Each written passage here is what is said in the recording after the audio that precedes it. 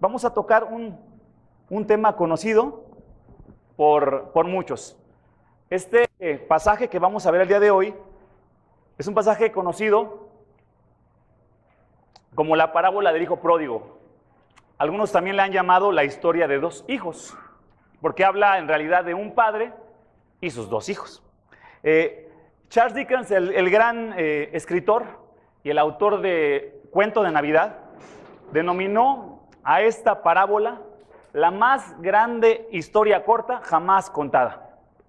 Ha sido estudiada por muchos y elogiada por muchos literatos como Shakespeare, por ser una gran obra maestra de la literatura en un relato corto, la parábola del hijo pródigo. Y es en muchos sentidos una gran obra maestra de la cual vamos a hablar el día de hoy. Pero, ¿por qué no le llamamos la historia del hijo pródigo nosotros el día de hoy? Algunos piensan que la historia del hijo pródigo o la parábola del hijo pródigo se llama así porque se piensa que el hijo pródigo es un hijo desobediente, ingrato. Sin embargo, la palabra pródigo significa derrochador. El hijo pródigo significa el hijo derrochador porque es el hijo que derrocha la fortuna de su padre. Así que vamos a ir leyéndola, pero antes vamos a orar para que Dios nos dirija y después vamos a ir leyendo y comentando sobre esta parábola. Vamos a pedir que Dios nos dirija, hermanos. Vamos a orar. Padre bendito, gracias por esta oportunidad que nos das de estar esta mañana, esta tarde ya, aquí reunidos. Te agradecemos mucho por cómo nos haces ahondar un poco más en el Evangelio. Te agradecemos porque esta iglesia, tú has tenido la gracia y la misericordia de que te conozca más, de que conozca más de tu Evangelio. Y sabemos, Señor, que a medida que vamos profundizando en este mensaje de las buenas nuevas, estamos siendo transformados, Señor. Tú estás ganando cada vez más nuestro corazón y ese amor nos lleva a la obediencia. Y te agradecemos, Señor, porque es así. Gracias por tu palabra, gracias por el Evangelio. Te pido que hoy nos dirijas, dirígeme en esta exposición de tu palabra, en esta prédica, que sea tu Espíritu el que obre, Señor. Te ruego, Señor, que tu Espíritu, que es el único que puede iluminar, abra nuestros ojos, nos ilumine y nos transforme por medio de tu palabra, Señor. Te ruego que yo haga todo esto, esta exposición, en realidad sea con un ánimo para darte a ti la gloria y no como dijo Pablo, por ningún tipo de vanagloria o contienda. Te ruego que me ayudes, te ruego que dirijas mi corazón, te ruego que este tiempo sea pues un ofrecimiento de mí hacia ti, porque pues soy un siervo inútil, Señor, que tú me dirijas y dirige a mis hermanos, te ruego, Señor, también para recibir la palabra pues con alegría, con gratitud y que haya fruto en los corazones que la escuchan. Te agradezco porque nos escuchas, te agradezco por esta historia que pues nos vas a exponer a través de tu palabra. Te agradezco en el nombre de Jesús. Amén. Jesús, vamos a abrir nuestras Biblias en Lucas 15, por favor, si son tan amables, mis hermanos. Lucas capítulo 15. Y vamos a ver el versículo 1, 2 y 3. Lucas 15, 1, 2 y 3 solamente. Lucas 15, 1, 2 y 3, no lo traigo ahí enfrente, entonces por favor búsquenlo en sus Biblias electrónicas, se puede, se vale. Si no trae Biblia alguien que está a tu lado, por favor compártele Lucas, el Evangelio de Lucas, capítulo 15. Solamente vamos a empezar con el versículo 1, 2 y 3.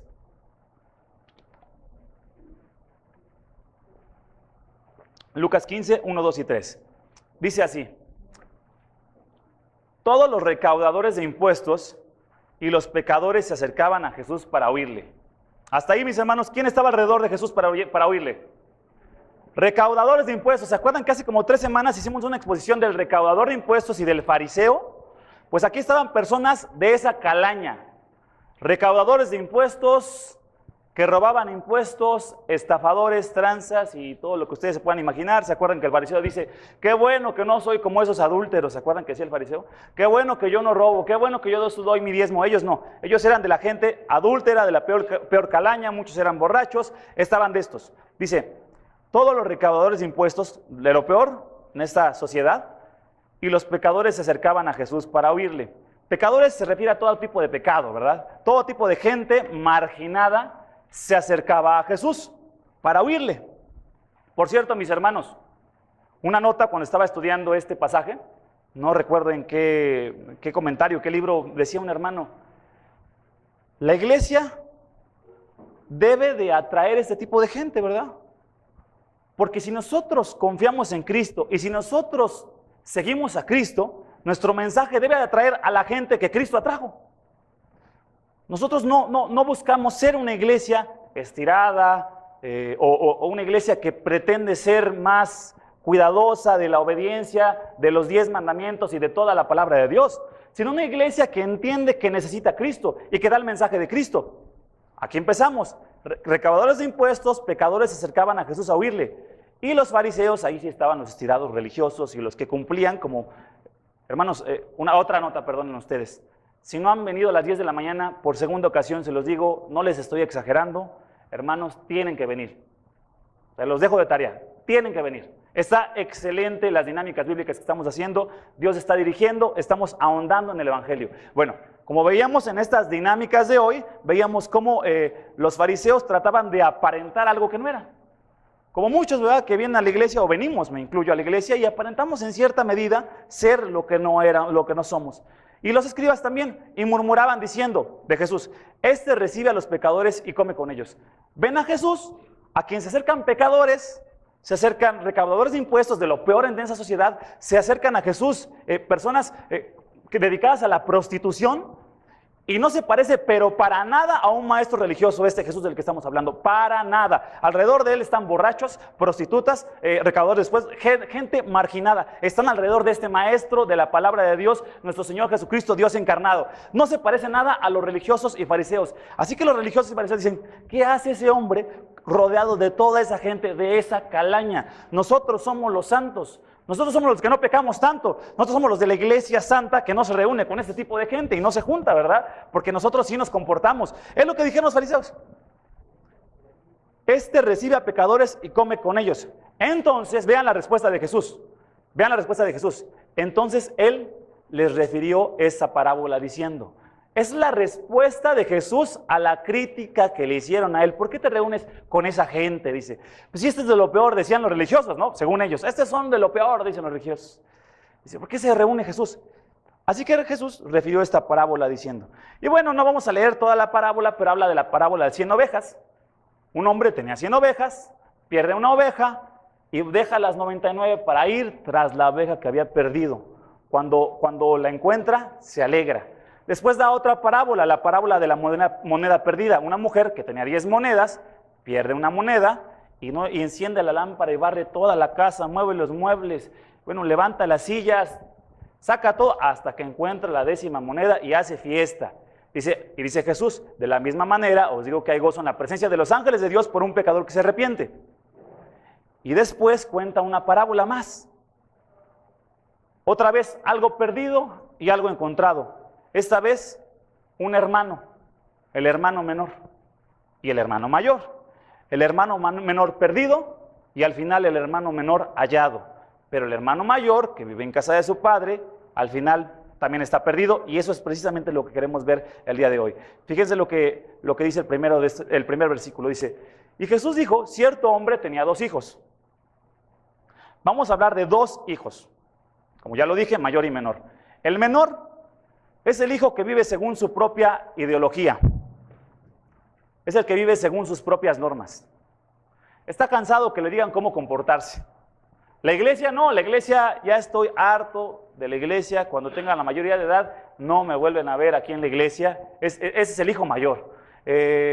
No acepta religión, no acepta tradición, prefiere andar por su propia cuenta, prefiere su propio camino. Ese es el hijo mayor. De ese no vamos a exponer hoy porque eso nos va a tocar la siguiente semana, pero se lo estoy presentando. Frank Sinatra diría, si se acuerdan de la canción A Mi Manera, ¿se acuerdan? ¿Alguien se la sabe para que nos la cante? No la canten, pero alguien se la sabe, ¿verdad? Mano Felipe nos la podría cantar, pero hoy no. Dice la canción, es la primera estrofa nada más. El final muy cerca está, la afrontaré serenamente. Ya ves, yo he sido así, te lo diré sinceramente. Viví la inmensidad y no encontré jamás fronteras, dice el hijo menor, mejor dicho, iba a decir mayor, el hijo menor. Si bien todo ello fue a mi manera, dice la canción. Y en inglés también dice más o menos por ahí, ¿no?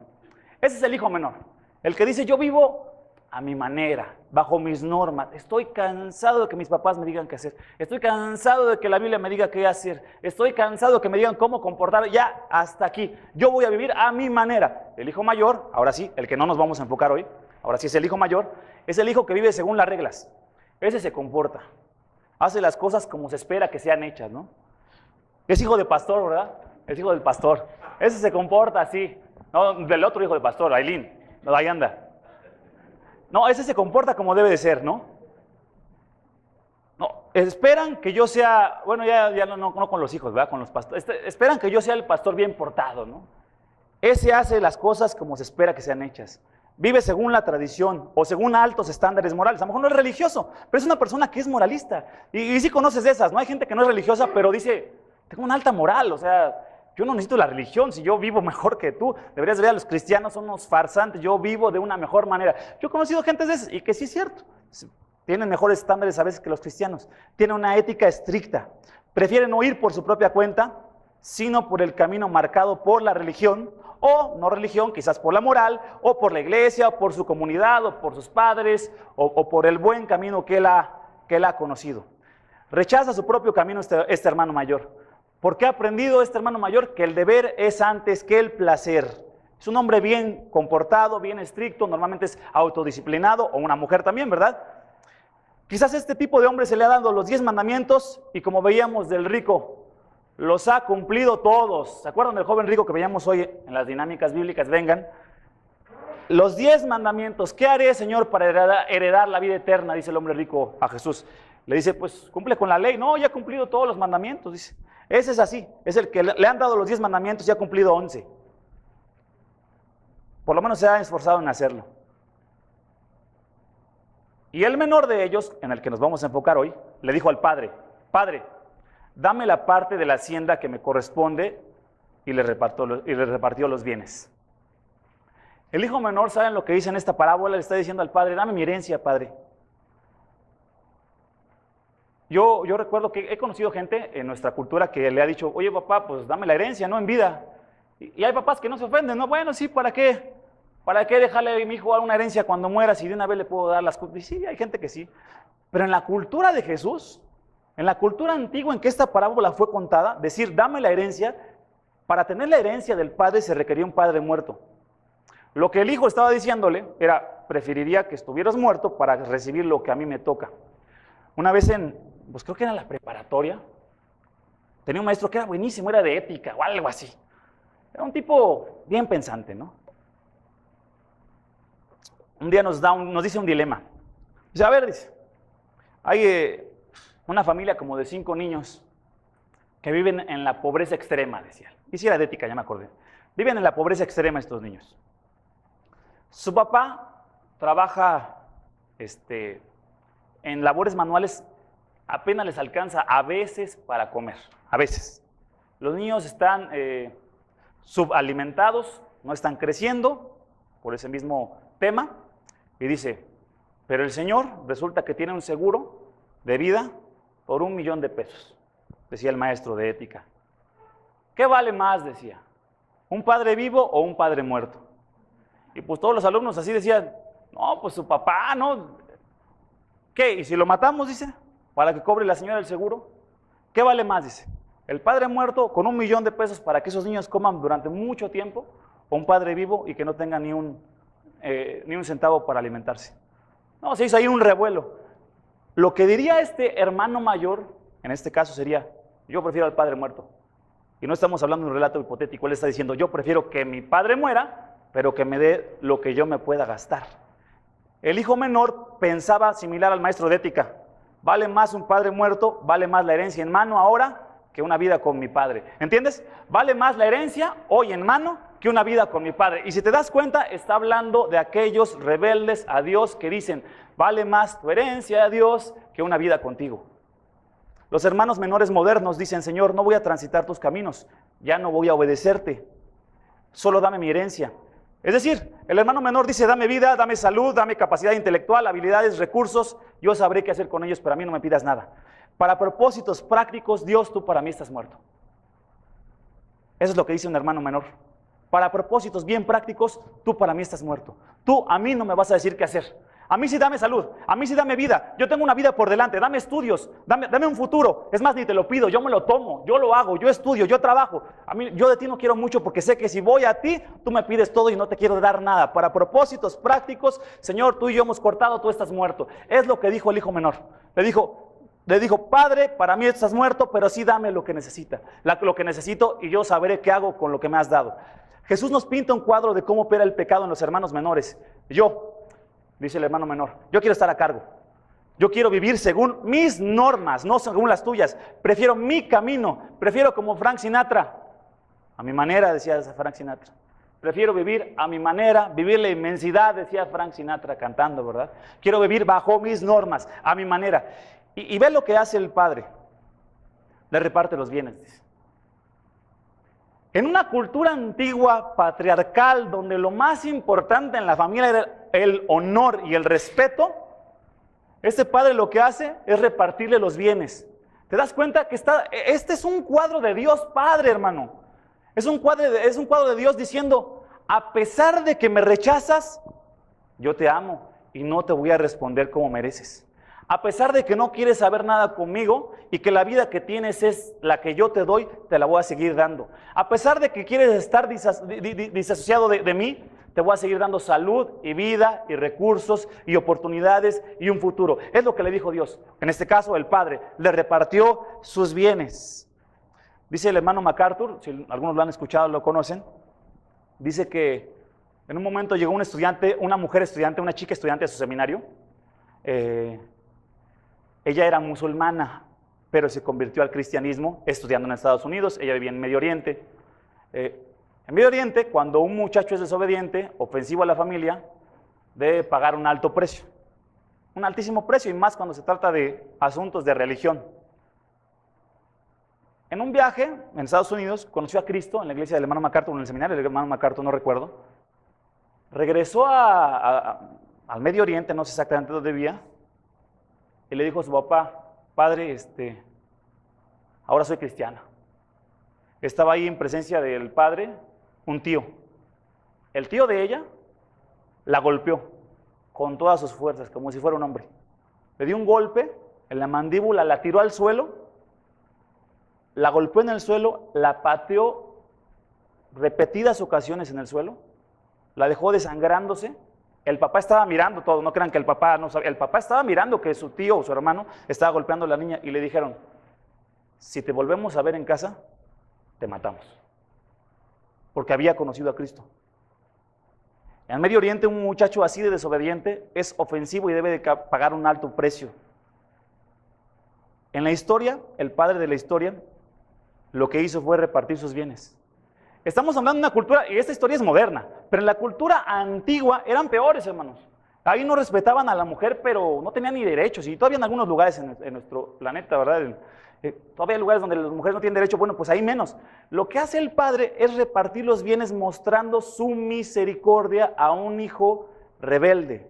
Lo que está mostrando aquí del carácter de Dios es que Dios te ama aun cuando te has rebelado. Te da de su amor y de su misericordia y de su gracia, a pesar de que le has dicho, no quiero saber mucho de ti. Para propósitos prácticos, preferiría que no me digas qué hacer en mi vida. Y Dios te sigue amando incondicionalmente. Cuando estas cosas sucedían en la cultura de Jesús, a veces se hacía una ceremonia que se llamaba Kesasá. Era una ceremonia que literalmente significa en hebreo el corte. La comunidad se rodeaba al hijo, en este caso al hijo menor, y todos empezaban a romper vasijas y le gritaban, eres cortado de tu gente. Después de esto, la comunidad ya no tenía ninguna obligación para con la persona. Quedaba exiliado de la comunidad.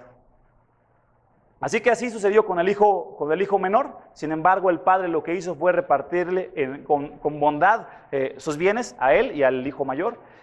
No muchos días después, cuenta Jesús, el hijo menor, juntándolo todo, partió a un país lejano.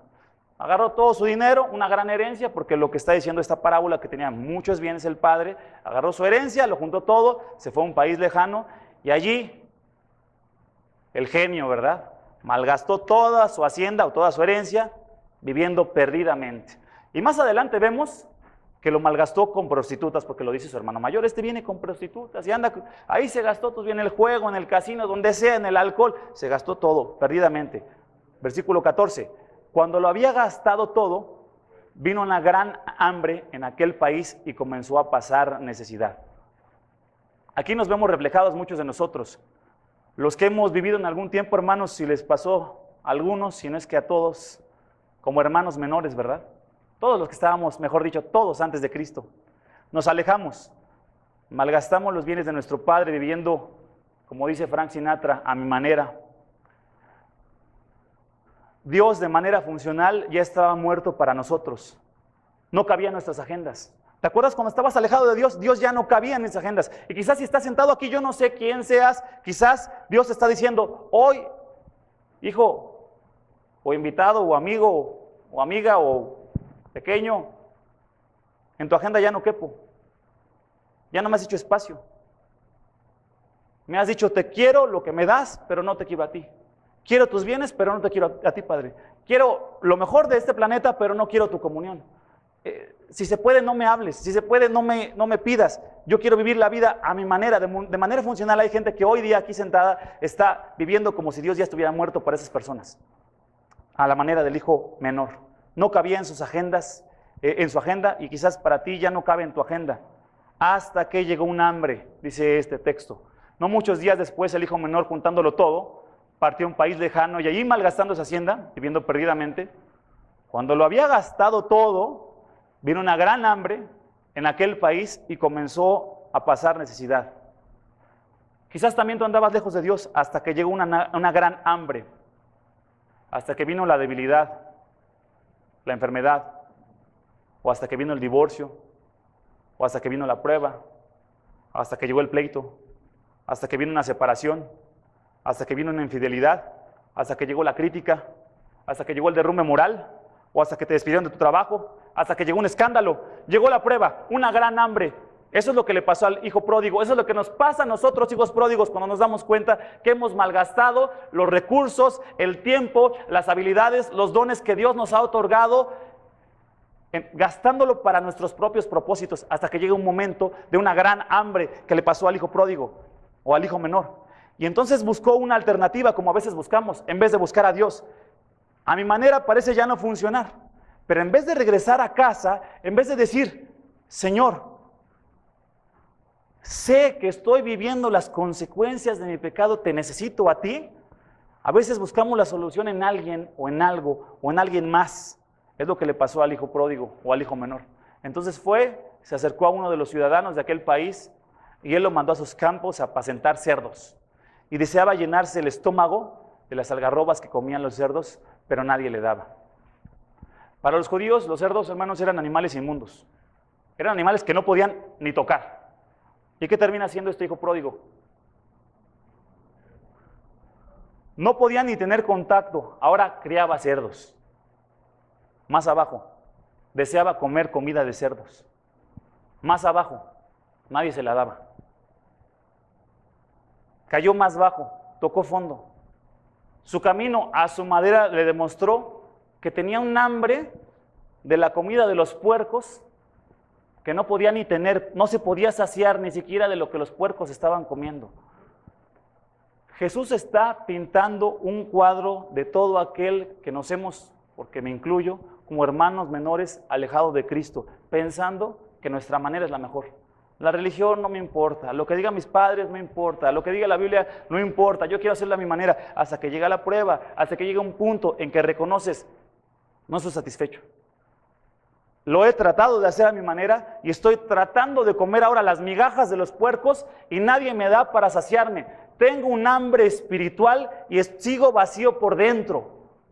Mi camino me ha llevado hasta aquí, sigo vacío por dentro. He buscado vivir de una manera que me sacie con éxitos, con estudios, o con trabajo, o con mucho estudio, o con hijos, o las madres siendo una buena ama de casa. He buscado tener una vida buena, pero me doy cuenta que estoy en una posición en la que estoy vacío o vacía delante de Dios. No funcionan las alternativas que yo he buscado. Este hombre cayó más bajo y tocó fondo. Los hermanos menores inician genial. disfrutando como quieren. Decía un hermano, el otro día estaba escuchando una prédica de un hermano que decía, no, si el pecado es divertido, dice. Dice, cuando yo era niño, dice, escuché un predicador que decía, predicar, pecar no es divertido, decía el hermano, el predicador. Dice que el de niño decía, no, hermano, no lo está haciendo usted bien, ¿verdad? Porque el pecado divierte, decía. Así decía el pastor. Y le digo, no, pues la verdad es que tiene razón, ¿no? La verdad es que quien durante el pecado dice, pues sí sufres, pero pues, por algún motivo estás pecando. Y dice, hay placer, te diviertes en ello, pero solo por una temporada. Así inician los hermanos menores. Me voy de casa, gasto mis bienes, hago lo que quiero, llega una vida, nadie me dice qué hacer, empieza bien, hay placer en ello, pero solo de una temporada. Y siempre termina en la oscuridad, en desesperación, siempre termina en llanto, siempre termina en remordimiento, siempre termina en un alma rota por dentro y deja un profundo vacío interior, el camino del autodescubrimiento. Yo voy a vivir mi vida como yo quiero. Así es como ilustra Jesús la trayectoria del pecado, de la rebeldía contra Dios. Inicia con libertad, pero termina con el hijo menor entre los cerdos, tratando de arrebatar migajas para saciar su hambre espiritual. Y tratas, y tomas alternativas, y tomas decisiones, ¿verdad? Y viene otra decisión y la tomas, y te sientes inteligente. No, ahora sí yo sé qué hacer en este caso. Tratas y nunca las sacias. Como la mujer que encontró Jesús en el pozo. Le dijo Jesús, si tú supieras quién es el que está hablando contigo, tú le pedirías y él te daría de beber un agua que te quitaría la sed para siempre. Y le dice esta mujer, dame de beber esa agua. Tratas de tomar, tratas de beber de pozos, como dice Isaías, que no tienen agua, de pozos secos. Tratas diferentes caminos, el camino de la religión, el camino de una nueva pareja, el camino de criar bien a los hijos, el camino de ser un buen padre, el camino del trabajo, y tratas, pero la verdad es que tu propio camino nunca funciona, siempre te termina en una temporada sombría, oscura, llena de remordimiento y llanto. Quizás hoy estás aquí, hermano, hermana, con un secreto que nunca has confesado y que te está matando por dentro. El hermano menor así está. Quizás aquí hay entre nosotros alguien o algunos que tienen un pecado sexual que se han hidado oscuramente dentro de ti y que te trae dolor y esclavitud. Quizás hay cosas muy duras que no le cuentas a nadie, que Dios sí ha visto, pero que has tratado de manejar solo a tu manera. Aquí no se mete un pastor, aquí no se mete una esposa, aquí no se mete un esposo, aquí no se mete nadie. Y tu camino te ha llevado en una profundidad y profundidad y oscuridad y oscuridad. Una espiral cada vez más descendente que te está pudriendo por dentro si no vas a tu Señor. Te está pudriendo por dentro si estás en pecado, si buscas tu manera, a tu forma, por dentro. Nunca vas a estar en paz porque lo que necesitas es a Cristo. Nunca vas a estar bien. Sigue tu camino, sigue a tu manera, pero vas a terminar como el hermano menor entre los cerdos, si no es que estás ya entre los cerdos tratando de comer algo que nunca te vas a saciar porque lo que necesitas es a Cristo. Así es como Jesús ilustra la trayectoria del pecado, de la rebeldía contra Dios. Inicia con una gran libertad, termina contigo entre los cerdos, sin saciar, porque no estás hecho, no estamos hechos, no estás hecho, entiende, para estar lejos de Dios. Entonces sucede algo maravilloso, que solo Dios puede producir en un hijo menor, que se ha escapado de casa. Algo que solo Dios puede producir en ti, y algo que solo Dios produjo en mí en su momento. Dios hizo este trabajo. ¿Recuerdan en qué contexto está? En el contexto de las monedas perdidas, en el contexto de la oveja perdida. Es Dios buscándote, yendo hacia ti, encontrándote. ¿Crees que estás hoy aquí por casualidad? ¿Crees que llegaste aquí de verdad esta mañana porque tuviste una decisión de levantarte y ir a la iglesia? Dios te ha tratado de buscar y siempre, continuamente, toda tu vida te sigue buscando. Y cuando este hombre vuelve en sí, es Dios que había tomado la iniciativa y dice, volviendo en sí, dijo, ¿cuántos de los trabajadores de mi padre tienen pan de sobra y yo aquí perezco de hambre con los puercos?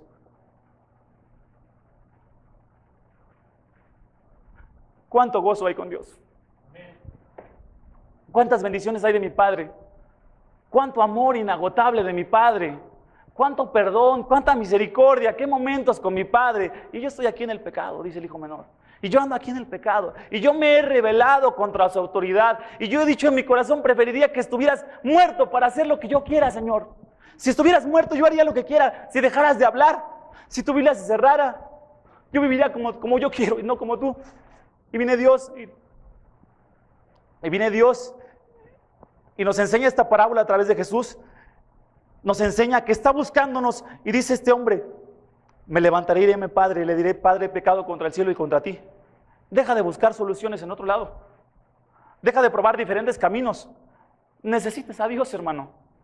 Necesitas mirar a tu Creador. Necesitas mirar al que te está buscando continuamente, que te trajo a escuchar el precioso evangelio de Jesucristo, la salvación que solo hay en Cristo. Dice: me levantaré y iré a mi Padre. Entró en sí, y gracias a Dios que esta es una obra preciosa que solo hace Él. Hermano, ora por las personas que aquí el Espíritu de Dios todavía no esté obrando, para que Él las convenza de pecado, de justicia y de juicio, y vuelvan en sí, porque no pueden por sí mismos. No pueden por sí mismos. Dice Él: me levantaré y de mi Padre le diré: Padre, he pecado contra el cielo y contra ti. Ahí el Padre estaba buscándolo. El Padre ya lo había encontrado. El Padre se estaba llamando sin que Él lo supiera. Dice: ya no soy digno de ser llamado tu hijo. Hazme como uno de tus trabajadores. Sabe que su afrenta ha sido grave y debe pagar un gran costo elevado por su ofensa. La comunidad lo ha rechazado y ha sido cortado, rechazado de la comunidad. Para ser restituido, hermanos, había un ritual que ellos hacían, en el que la gente del pueblo lo avergonzaba públicamente al hermano menor. Si alguien se atrevía a hacer lo que el hermano menor hizo, Levítico dice que tenía que ser apedreado. O sea que era pura gracia lo que les voy a contar. Pasaban por un ritual, no sé si llamarle ritual, en el que la gente del pueblo avergonzaba públicamente al hijo que regresaba, porque el hijo avergonzó a su padre, y en esa cultura el honor lo era todo. Escuchen esto: por días le escupían. Lo dejaban en el centro, en la plaza del centro. La gente que pasaba le escupía. Lo insultaban. Regresaste, ¿verdad? Te gastaste la fortuna de tu padre en prostitutas. Así viviste, ¿verdad? Lo golpeaban, muy probablemente, no se sabe si de verdad lo golpeaban, pero lo insultaban, lo escupían, le echaban en cara, lo avergonzaban enfrente de todo por días. Hasta que el padre dijera: bueno, ya es suficiente, o por lo menos alcanza a pagar tantito de mi vergüenza, de mi afrenta, porque me avergonzó. Y avergonzar a un padre adinerado en ese tiempo era una afrenta terrible para ellos. Entonces él tenía que llegar, y de una manera indiferente, porque tampoco iba a llegar a abrazar al hijo, ¿verdad? Hasta que decidiera que era suficiente vergüenza, y que su vergüenza restituía en cierta medida la vergüenza que le había hecho pasar. Le decía: hijo, bueno, eres aceptado de nuevo, pero como trabajador. No creas que como hijo, como trabajador, y ni creas que vas a tener en lo más mínimo, los privilegios, porque te gastaste la herencia. Ahora debes aprender un oficio, porque ya no eres hijo, y vas a empezar a pagar la herencia que te malgastaste por haber vivido como Frank Sinatra cantaba, a tu manera. Así que este hombre sabe lo que le espera, y dice: ciertamente ya no soy digno de ser llamado tu hijo. Hazme como uno de tus trabajadores. Y levantándose fue a su padre, y cuando todavía estaba lejos, mira nada más, otra vez el evangelio de Cristo. Cuando todavía estaba lejos, su padre, está ejemplificando a Dios, lo vio y sintió compasión por él. ¿Te das cuenta lo que siente Dios por un hijo menor, por un hijo pródigo? ¿Te das cuenta cómo te mira cuando estás lejos de Él? ¿Te das cuenta cómo Dios te ve? Te ve como los fariseos: te portaste mal, te escupen y te dicen: mira nada más la vida que has llevado. Así nos ve Dios. Cuando todavía estaba lejos, su padre lo vio y sintió compasión por él, y corrió y se echó sobre su cuello y le besó. Este padre no exigió que se llevara a cabo ningún ritual de aceptación en la comunidad, ni pidió que se le avergonzara para que pudiera ser lavado su nombre. Este padre absorbe el costo de la ofensa, y como dice un hermano comentarista bíblico, decía: los hombres de ese tiempo de honor no corrían. Este hombre se tuvo que haber levantado su manto, haberse descubierto las piernas y haber corrido hacia su hijo. Los hombres de esa cultura y los adultos no corrían. De hecho, aquí en Paseo Durango no ves a los hombres adultos corriendo, ¿verdad? Si ves a un adulto corriendo es porque algo está pasando grave, ¿verdad? No van corriendo, los niños corren, pero los adultos no. Lo mismo en esta cultura, más un hombre de honor y de mucho dinero, no iba a correr, pero ves un hombre que corre, siente compasión, corre, ve lo que dice, se echa sobre su cuello y le besa. Si miras a Dios, Padre, cuando estás lejos, si miras lo que Él es cuando nosotros éramos hijos menores, un Dios abrazando. La reunión debía ser indiferente, hermanos. No había ni abrazo, ni mucho menos beso. El hijo debía postrarse, decía este ritual, debía postrarse a los pies cuando fueran perdonado y se le iban a besar los pies al padre. Sin embargo, el amor de este padre rompe con todas las convenciones sociales, abraza al hijo rebelde que viene sucio, oliendo literalmente a puercos, literalmente, sucio, le besa. Esta imagen que Jesús cuenta evoca lo que el profeta Miqueas dijo acerca de Dios en Miqueas 7, 18 y 19. ¿Dónde hay otro Dios como tú? Que perdona la culpa del remanente y pasa por alto los pecados de su preciado pueblo. No seguirás enojado con tu pueblo para siempre, porque tú te deleitas en mostrar tu amor inagotable. Volverás a tener compasión de nosotros, aplastarás nuestros pecados debajo de tus pies y los arrojarás en las profundidades del océano. ¿Miras a Dios? Ese es nuestro Padre, ese es de quien Jesús estaba hablando, ese es el Dios de la Biblia, ese es el Dios que algunos dicen, el Dios del Antiguo Testamento no tiene misericordia. Por favor, es un Dios de gracia y de misericordia infinita, eternamente. No hay otro Dios como Él. Y dice la Reina Valera en su traducción, dice que se deleita en misericordia. ¿Te das cuenta? Se deleita en mostrar misericordia a nosotros, hijos menores, hijos pródigos que malgastamos los bienes que Él nos ha dado, el tiempo, los recursos, los talentos, las habilidades, las hemos malgastado en nosotros, mirándonos a nosotros, sin mirar siquiera a la comunidad cristiana, sin mirar siquiera a los hermanos. Nos hemos mirado nada más a nosotros y Dios aún así no te reprocha y te dice, yo te amo y voy a tener compasión de ti. Y Él dice, como dice Miqueas, aplastaré tus pecados bajo tus pies y arrojaré tus pecados bajo las profundidades del mar.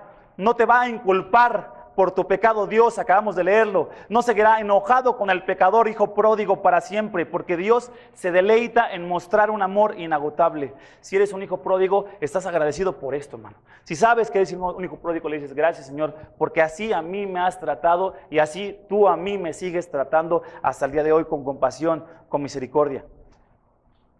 Y el hijo le dice, Padre, he pecado contra el cielo y ante ti. Ya no soy digno de ser llamado tu hijo.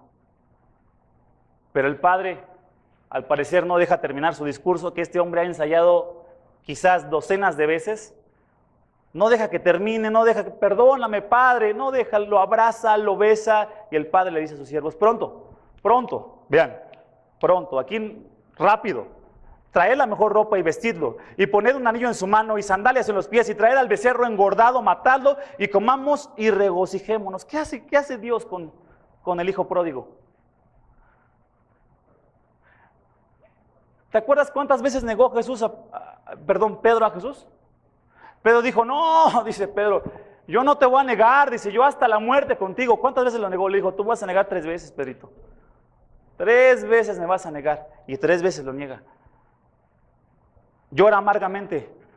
En el capítulo 21 de Juan, Pedro y los demás están en la barca otra vez, dicen, ¿y ahora qué hacemos? Dice Pedro, pues vámonos a pescar. Se van a pescar, no sacan nada toda la noche, ya tenía tiempo que no pescaban, pero ya eran pescadores de oficio. Y en la mañana, cuando está aclarando el día, ven un hombre que llega a la playa. Eso está en Juan 21, después lo lees. Ven un hombre llegar que les dice, echen las redes más a la derecha. ¿Quién sabe por qué le hacen caso? Echan las redes a la derecha, una pesca milagrosa, lleno de peces, milagrosa, como la primera vez que Pedro se encontró con Jesús y le dijo, sígueme. Pedro se pone la ropa, se echa al mar, o bueno, a la playa, pues, a la orilla de la playa, llega hasta Cristo, y saben, y eso lo pueden leer después en Juan 21, ¿saben qué estaba haciendo Jesús? Le estaba preparando el desayuno. Le estaba preparando un pescadito asado. Ya estaba esperándolos. ¿Por qué, hermanos? porque así es nuestro Padre, porque así es nuestro Dios, porque hace un banquete con el hijo menor en vez de reprocharle. ¿Y sabes qué le dice a Pedro en Juan 21? Dice, Pedro, ¿me amas? Dice, sí te amo, Señor. Pedro, ¿me quieres? Sí te quiero. Pedro, ¿me amas? Tú sabes todo, Señor, tú sabes que te amo. Así como lo negó 3 veces le pregunta, ¿me amas? Sí te amo. Dice, apacienta mis ovejas, pastorea mi rebaño. El que había sido aquel que negó a Cristo, aquel que había dejado a Cristo solo, aquel que había traicionado a su Señor, lo manda a ser un pastor. Le dice, vas a cuidar.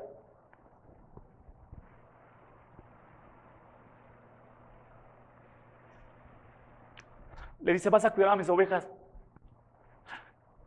Y no es por tu conducta, Pedro. Es por mi gracia. Es porque no te voy a reprochar lo que has hecho. ¿Te das cuenta cómo nos trata a los hijos menores, hermano? ¿Te das cuenta cómo Dios tiene un amor inagotable? No te sientas lejos de Dios si has reconocido a Cristo. Porque tu relación con Dios es en base a la cruz, no en base a tu conducta, hermano. Agradecele a Dios por lo que Él ha hecho. Nunca vas a dar la talla. Nunca vas a llegar al estándar. Somos hijos menores, hermanos. Nunca vamos a llegar a su estándar.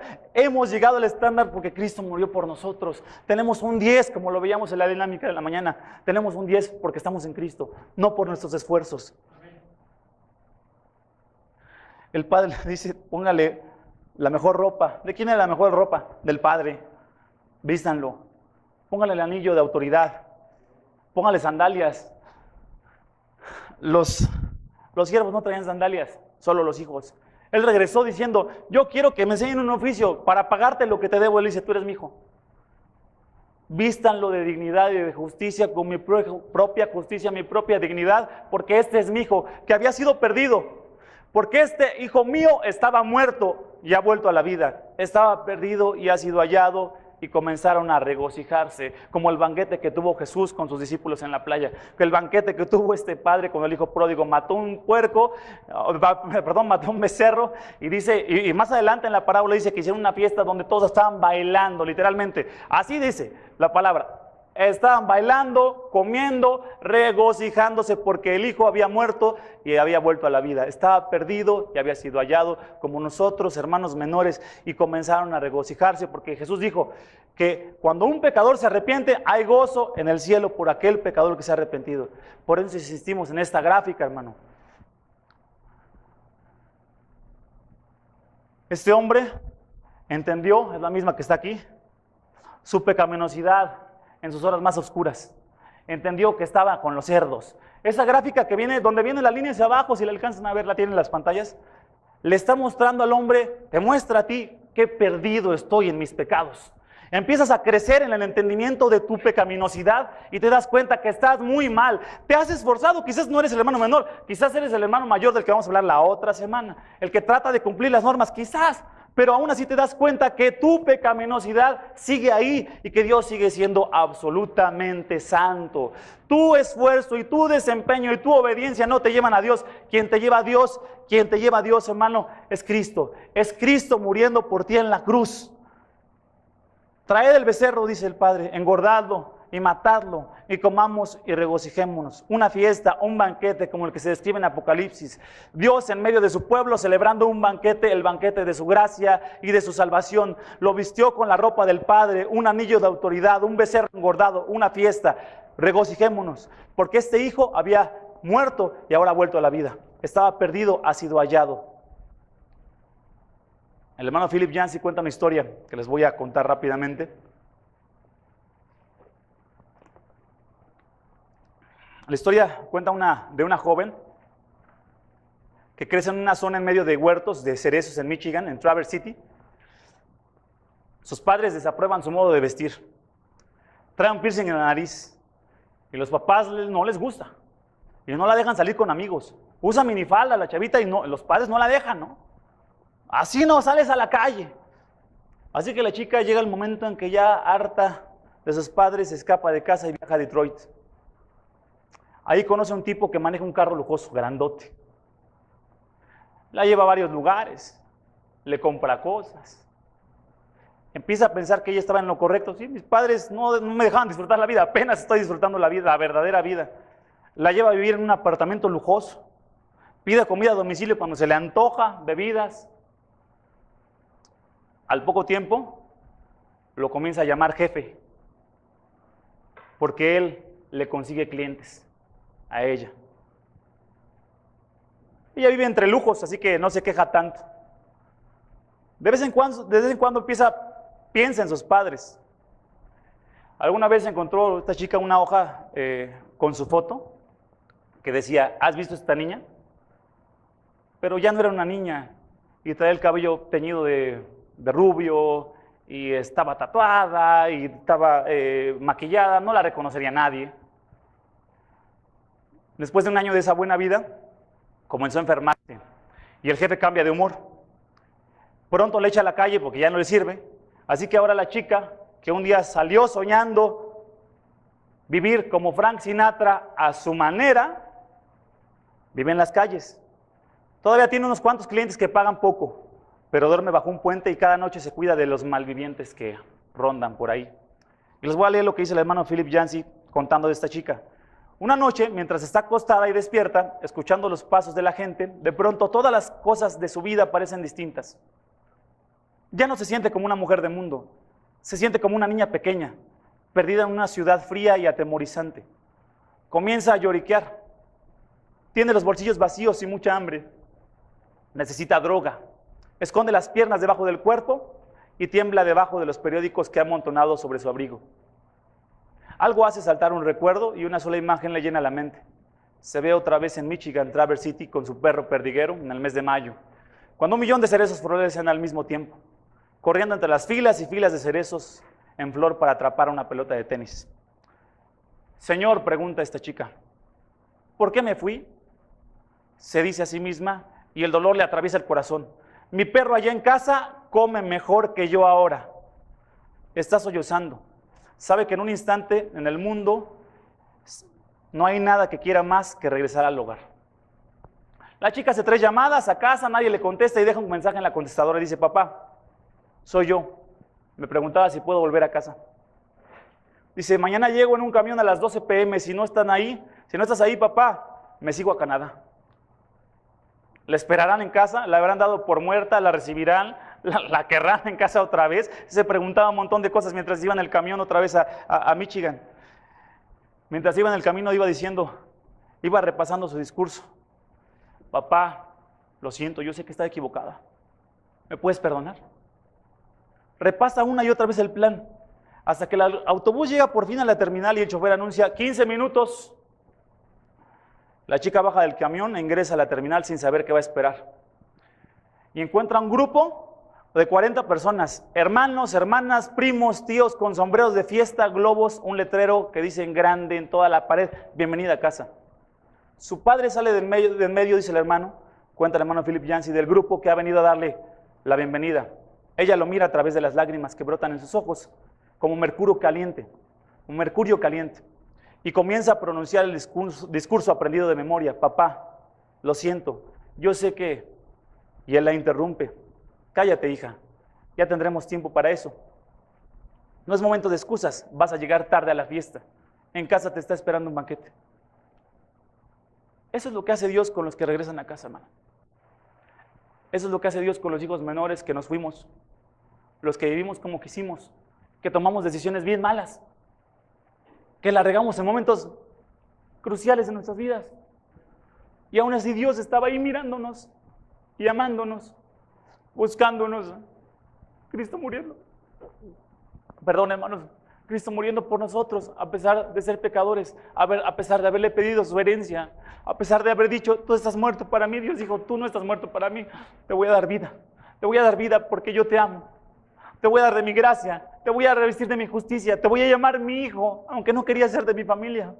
Te está esperando un banquete. Te restaura, te reviste de su justicia, te prepara una fiesta. Esa historia termina con 2 hijos, uno mayor y uno menor. El mayor lo vamos a ver la siguiente semana. Pero la verdadera conclusión de esta historia no está en Lucas, sino al final del Evangelio de Lucas, cuando el Hijo de Dios, Jesucristo, el verdadero hermano mayor, recibe la humillación que merecía el hijo menor. Recibe los golpes, recibe los insultos, nuestro Señor Jesucristo, recibe las burlas, paga el precio de la rebeldía de cada uno de nosotros, hermanos menores, con su sangre en la cruz, para que todo aquel hermano menor que cree en Él no se pierda, mas tenga vida eterna, dice Juan 3:16. Hemos visto si Dios te ha permitido y si la gracia de Dios ha sido derramada y si el Espíritu ha obrado, y yo le ruego que así sea. Hemos visto nuestra decadencia espiritual cada uno. Todos somos los hermanos menores, todos hemos ido en nuestro camino a nuestra manera, y Dios sigue siendo santo y estamos tan alejados de Él que necesitamos a Cristo, un Salvador. Dice el hermano John MacArthur, por último les leo, dice el hermano: qué hermosa imagen es esta del perdón que brinda el Evangelio. El típico pecador que quiere salir del pantano del pecado y su primer instinto es concebir un plan. Se rebajará la culpa, se reformará, pero ese plan no tiene éxito. La deuda es demasiado grande para pagarla y el pecador es impotente para cambiar su posición. Está caído y no puede alterar esa realidad.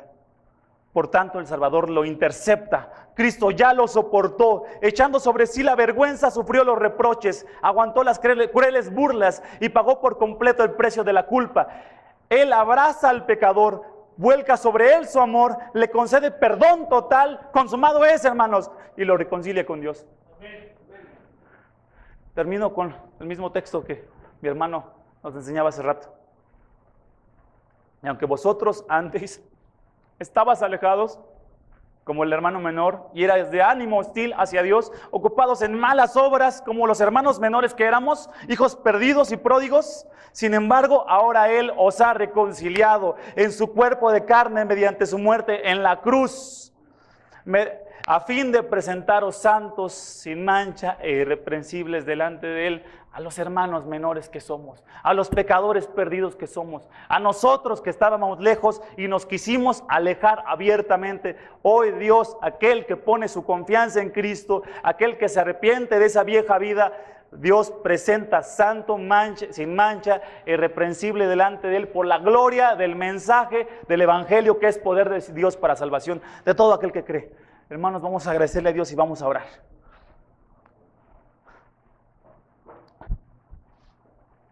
Padre, gracias por tu palabra. Gracias, Señor, por enseñarnos que somos hijos perdidos, pródigos, derrochadores, hermanos menores que nos apartamos, nos hicimos a un lado de tu voluntad, no queríamos tener nada que ver contigo, y aún así vemos tu incesante amor que nos buscó. Vemos a través de las parábolas de la oveja perdida, la moneda perdida y el hijo pródigo, te vemos a ti, Señor, un Padre lleno de amor hacia hijos rebeldes, que te hemos afrentado tu santidad, que hemos mancillado tu blancura, Señor. ¿Por qué eres tan bueno con nosotros? La verdad es que solo entendemos que así eres y te agradecemos. Vemos tu amor inagotable, vemos tu misericordia y tu gracia, y sobre todo no entendemos cómo estuviste dispuesto a dejar al verdadero hermano mayor, Cristo, morir por nosotros. Cómo estuviste dispuesto a cargar sobre Él el pecado y la deuda que nosotros nos correspondía tener, Señor, o pagar. Gracias, Señor, por tu evangelio. Gracias porque esta congregación va a crecer si tu evangelio está siendo expuesto. Gracias porque es el poder de Dios para salvación. Es tuyo, no es de ningún pastor, no es de ningún maestro, no es de nosotros, Señor. Es poder tuyo para salvación. Yo te agradezco, Señor, porque vemos la obra que tú estás haciendo en este lugar para la gloria tuya, no para la gloria de nadie de aquí, es para la gloria tuya. Gracias, Señor. Gracias. Si hay algún hermano menor hoy, Señor, que no ha regresado a casa, que no ha ido a ti, que está entre los cerdos, hazle ver que puede regresar hoy a casa de su Padre, que lo estás esperando con brazos abiertos, Señor, que no vas a reprochar, como a Pedro, no le vas a reprochar la manera en que te negó. De hecho, tú lo restauraste con 3 preguntas. Yo sé, Señor, que tú estás dispuesto a restaurar, porque Cristo ha pagado toda nuestra deuda, Señor. Atrae hoy a los tuyos, Señor. Da nueva vida a los que están todavía muertos. Que se halle lo que se ha perdido. Hállalo tú, Señor, como hallaste a la oveja perdida y la moneda perdida y al hijo perdido. Hállalo hoy, aquel hijo o hija que hoy esté perdido, Señor. Esa es una prerrogativa tuya, es vida que solo puedes dar tú. Atrae hoy a tus hijos, Señor. Atráelos y dales una nueva vida. Y aquellos que estamos quizás viviendo como el hermano menor, Rompe nuestros corazones con el amor derrochado en el Evangelio, para que otra vez miremos, regresemos a casa y nos regocijemos como tú te regocijas con aquel que vuelve a ti. Gracias por tu palabra, gracias por tu Evangelio, gracias en nombre de Cristo. Amén.